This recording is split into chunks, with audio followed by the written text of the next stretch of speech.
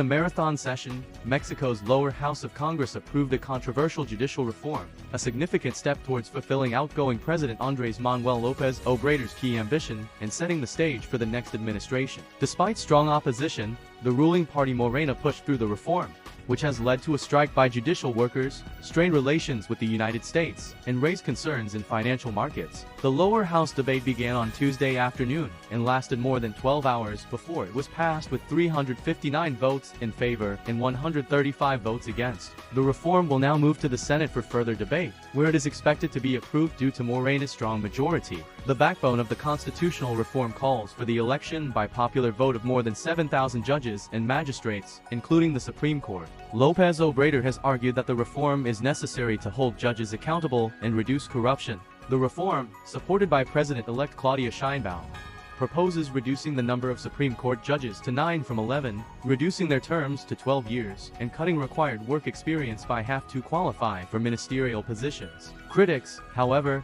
have said the reform will not impact prosecutors, police, and public ministries, which they blame as the real culprits of impunity and corruption. The Congress session began on Tuesday afternoon after a 6-hour delay and was relocated to a sports complex in Mexico City after judicial workers blocked the entrance to the lower house in protest. Supreme Court judges also voted to join a work stoppage that has seen thousands of judicial workers go on strike. Opponents criticized the single-session debate and passage as a rush job, saying that lawmakers should have taken more time to discuss the reform. Francisco Burgoa, a constitutional law specialist at the National Autonomous University of Mexico UNAM, described the process as alarming and deeply outrageous, reflecting a regression that threatens to destroy the Constitution, the division of powers, constitutional democracy, and particularly the judiciary. The reform has generated concern among investors and the U.S. ambassador to Mexico, who worry it would weaken a crucial check and balance of the executive branch and damage the business climate in Latin America's second-largest economy.